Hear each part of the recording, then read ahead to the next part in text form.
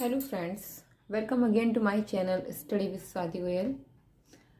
तो अपनी वीडियो को कंटिन्यू करते हैं। और इससे पहले की वीडियो में हमने सीरीज़ एंड सीक्वेंस के बारे में स्टडी की थी। हमने पता किया था कि अगर हमें कोई सीरीज़ दी हुई है तो उस सीरीज़ की nth टर्म की हेल्प से हम पूरी सीरीज़ कैसे लिख सकते हैं, और अगर हमें एक सीरीज़ दी हुई है तो उसकी nth टर्म पता करके हम पता कर सकते हैं कि उसमें क्या फाइनाइट रूल चल रहा है। इसी सीक्वेंस में आगे बढ़ते हुए आज का हमारा टॉपिक है अर्थमेटिक प्रोग्रेशन। तो आज का हमारा टॉपिक है अर्थमेटिक प्रोग्रेशन। ओके, देखो मैंने यहाँ पे कुछ पैटर्न्स लिखे हुए हैं। सबसे पहला पैटर्न है 1 2 3 4 5। सेकेंड पैटर्न है -1 0 1 2 3। उसके बाद का पैटर्न है 1/2 3/2 5/2 7/2। नेक्स्ट पैटर्न है -4 -1 2 5। इन सब पैटर्न्स को पढ़ के आप क्या अंदाजा लगा पा रहे हो? देखो, इनको देखकर ये अंदाजा लग रहा है कि जब भी हम एक नंबर लिख रहे हैं उसके बाद जो नेक्स्ट नंबर है वो कुछ फाइनाइट नंबर को ऐड या सब्ट्रैक्ट करने के बाद मिल रहा है। जैसे कि अगर 1 के बाद 2 आया है तो 1 में 1 ऐड किया गया है, 2 के बाद 1 ऐड करके 3 के बाद 4 के बाद 4। यानी इसमें हम कह सकते हैं कि इस सीक्वेंस में क्या चल रहा है, इसमें +1 नेक्स्ट टर्म जो मिल रही है वो नेक्स्ट टर्म कैसी मिल रही है, पहले टर्म में +1 करके हमें ये पूरी सीरीज मिल रही है। ओके, अगर हम इसको ऑब्जर्व करें तो इसमें हमें क्या मिल रहा है, पहले -1 है, उसके बाद 0 है, उसके बाद 1 है, उसके बाद 2 है, उसके बाद 3 है। मीन्स इसमें भी सेम टू सेम चीज है ना। इसमें भी तो यही है कि -1 में 1 ऐड किया तो 0 आया, 0 में 1 ऐड किया तो 1 आया, 1 में 1 ऐड किया तो 2 और 2 में 1 ऐड किया तो 3। राइट, तो इसमें भी क्या है, इसमें भी +1 का ही डिफरेंस चल रहा है। अभी नेक्स्ट की बात करते हैं 1/2 देन 3/2 देन 5/2 देन 7/2। तो व्हाट यू कैन सी, क्या कह सकते हो आप कि क्या आएगा इसमें, गेस कीजिए।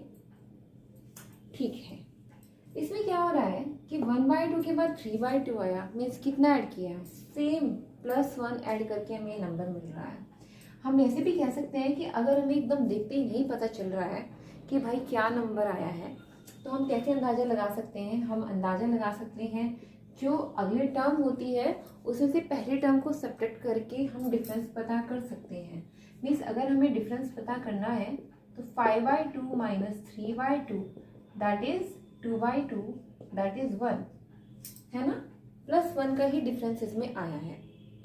अब अगर मैं आपसे ये कहूँ कि जैसे हमने पहले 3 पैटर्न्स में ये पता किया है कि कितने कितने का डिफरेंस है, और अब हमें इसमें पता करना हो तो आप कैसे करेंगे, चलिए बताइए कितने का डिफरेंस है।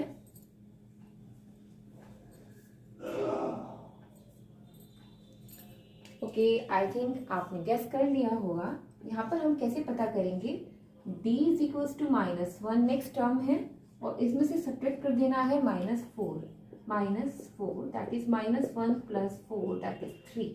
ठीक है, तो ये वाली सीरीज हमें कैसे मिली है, हमने -4 में 3 ऐड किया, फिर 3 में फिर से -1 आया, -1 में फिर से 3 ऐड किया तो 2 मिला, 2 में 3 ऐड किया तो 5 मिला, एंड सो ऑन हमारी सीक्वेंस बन गई, सीरीज बन गई। तो आप क्या देख रहे हैं, जो चारों पैटर्न्स दिए गए हैं इन चारों पैटर्न्स में एक डिफरेंस D आया हुआ है। तो अब हम स्टार्ट करते हैं अर्थमेटिक प्रोग्रेशन क्या है। अर्थमेटिक प्रोग्रेशन एक ऐसे प्रोग्रेशन को, एक ऐसे सीक्वेंस को बोलते हैं जिसमें नंबर्स के बीच में एक फाइनाइट डिफरेंस होता है। तो क्या होता है वो, एक फाइनाइट डिफरेंस जिसे कि बोलते हैं D, राइट। तो इस फाइनाइट डिफरेंस को जब हम फर्स्ट टर्म में ऐड करते हैं तो हमें नेक्स्ट टर्म मिलती है, और फिर नेक्स्ट टर्म में D ऐड करते हैं तो हमें थर्ड टर्म, और इस तरीके से हमारा एक पूरा प्रोग्रेशन, एक सीरीज तैयार हो जाती है। ठीक है, और इसी को बोलते हैं अर्थमेटिक प्रोग्रेशन। तो चलो, फॉर्मूला क्या है, कैसे हम पता करेंगे कि अर्थमेटिक प्रोग्रेशन में कितने नंबर्स आते हैं। एक क्वेश्चन बनता है कि कभी कभी हमसे ये पूछ लिया जाता है कि 1 से लेकर 100 तक जितने नंबर्स हैं उनका सम करके बताओ कितना आएगा। अब आप कब तक ऐसे करोगे, 1 1 में 1 ऐड करोगे, 1 में फिर 2 2 में 1 ऐड करोगे, बहुत टाइम लग जाएगा। तो ऐसी प्रॉब्लम्स से सॉल्यूशन निकालने के लिए, ऐसी प्रॉब्लम्स का सॉल्यूशन निकालने के लिए हम लोगों को अरिथमेटिक प्रोग्रेशन का फॉर्मूलेशन दिया गया है, राइट। अगर हमें ये पता करना आता है कि अगर कोई प्रोग्रेशन अरिथमेटिक प्रोग्रेशन में है तो उसकी टर्म्स का हम सम कैसे निकाल सकते हैं, हम कैसे पता कर सकते हैं कि उसमें कितनी टर्म्स आएंगी, हम कैसे पता कर सकते हैं कि इसमें nth नंबर पर कौन सी टर्म आ जाएगी, या हम कैसे पता कर सकते हैं कि इसमें लास्ट टर्म क्या होगी। तो ये सब क्वेश्चंस का आंसर देगा हमें अरिथमेटिक प्रोग्रेशन का फॉर्मूलेशन।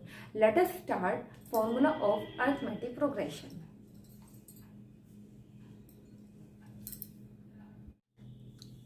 तो शुरू करते हैं हम एपी के फॉर्मूलेज का, ठीक है।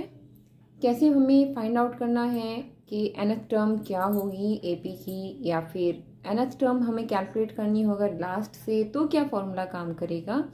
और अगर हमें पूरी एक अरिथमेटिक प्रोग्रेशन एक सीरीज दी हुई है, उसकी टर्म्स का हमें सम कैलकुलेट करना है, कुछ nth टर्म का, n टर्म्स का सम कैलकुलेट करना है, तो कौन सा फॉर्मूला काम करेगा।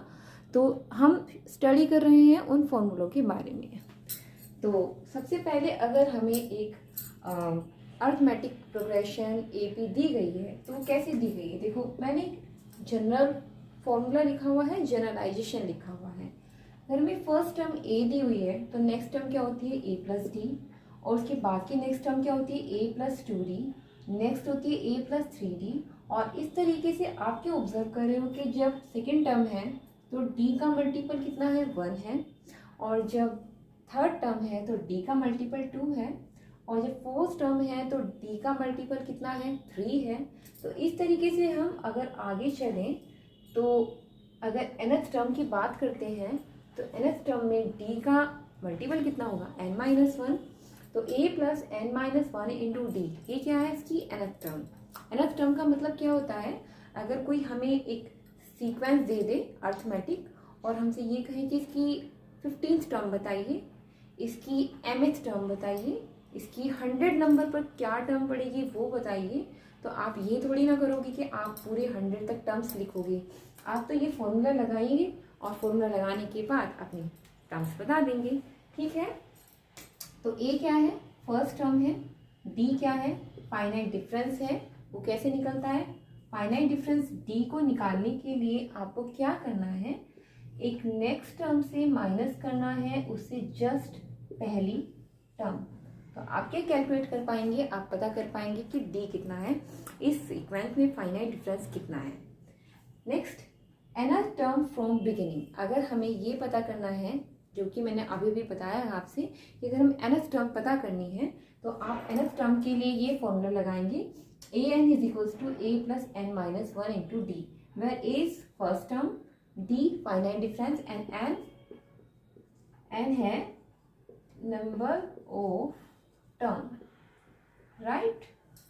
और अगर हमें ये दिया हुआ हो स्टार्टिंग से ना पता करके हमें लास्ट से पता करना हो, है ना, कभी कभी ऐसा होता है कि क्वेश्चन ऐसा होता है कि एक रो में इतने बच्चे खड़े हुए हैं तो लास्ट से तीसरे नंबर पर पढ़ने वाला बताओ बच्चा कौन सा होगा, कुछ इस तरीके के क्वेश्चंस होते हैं। तो जब ऐसी सिचुएशन बने कि हमें लास्ट से कैलकुलेट करना पड़े तो तब फॉर्मूला काम करेगा nth term from last is equals to A N is equals to L minus, देखो यहाँ a फर्स्ट टर्म है और यहाँ l क्या है, यहाँ l है लास्ट टर्म, राइट। यहाँ प्लस आता है और यहाँ माइनस आता है, बाकी सब चीज़ें एज इट इज हैं, राइट। इसके बाद नेक्स्ट फॉर्मूला आता है कि अगर हमें एक सीक्वेंस दी हुई है, अरिथमेटिक प्रोग्रेशन दिया हुआ है और हमें उसकी टर्म्स का सम पता करना है तो तब हम इस फॉर्मूले को अप्लाई करेंगे। फॉर्मूला क्या है, S N is equals to n/2 2a plus n-1 into D. इस फॉर्मूले में और इस फॉर्मूले में डिफरेंस इतना है कि यहाँ पर सिंगल a होता है और यहाँ कितना है, यहाँ है 2a, साथ के साथ यहाँ पे n/2 आता है। अभी इसमें एक और फॉर्मूला होता है कि अगर हमें टर्म्स ना दे के हमें एक पूरी सीक्वेंस दी गई हो और हमें ये कहा गया हो कि इसकी फर्स्ट टर्म भी दी है, लास्ट टर्म भी दी है, और हमें क्या कैलकुलेट करना है, हमें कैलकुलेट करना है सीरीज का सम। तो तब फॉर्मूला थोड़ा सा चेंज हो जाएगा, शॉर्टकट हो जाएगा, S N is equals to N by two A plus L. ठीक है, ये फॉर्मूला कब यूज़ करेंगे, ये फॉर्मूला तब यूज़ करेंगे जब आपको लास्ट टर्म और फर्स्ट टर्म दोनों ही दी गई हैं। देन आप ये फॉर्मूला यूज़ ना करके ये वाला फॉर्मूला यूज़ कर सकते हैं। तो यहाँ पर मैंने ओवरऑल जितने भी फॉर्मूले अरिथमेटिक प्रोग्रेशन में यूज़ होते हैं वो सब भी लिख दिए हैं। आप चाहें तो स्क्रीनशॉट ले सकते हैं।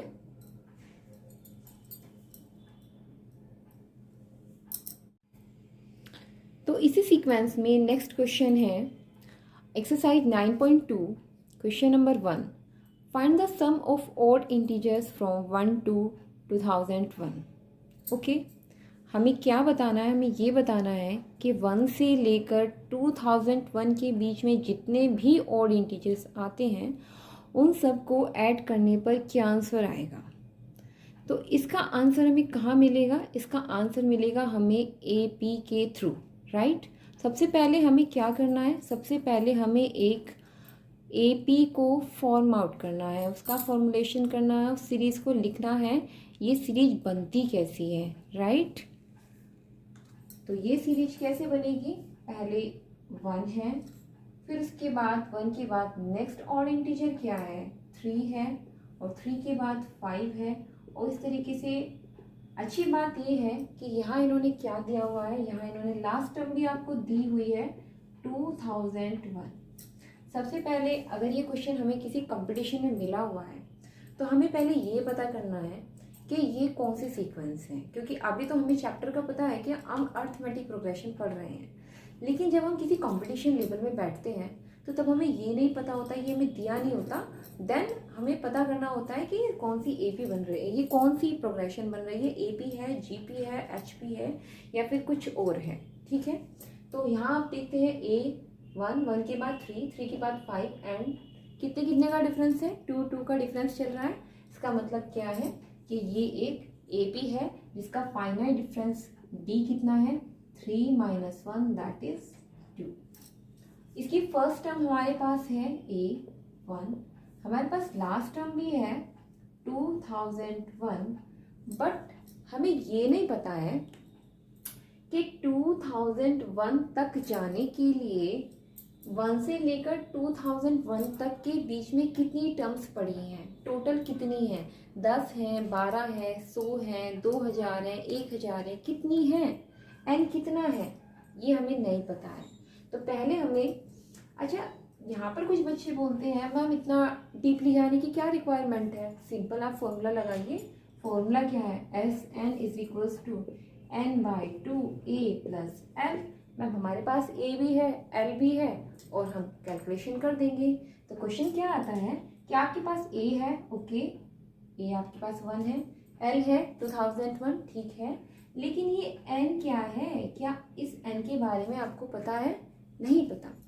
तो इस n को कैलकुलेट करने के लिए आपको सबसे पहले क्या फॉर्मूला लगाना पड़ेगा, आपको सबसे पहले लगाना पड़ेगा formula AN is equals to A plus n-1 into D।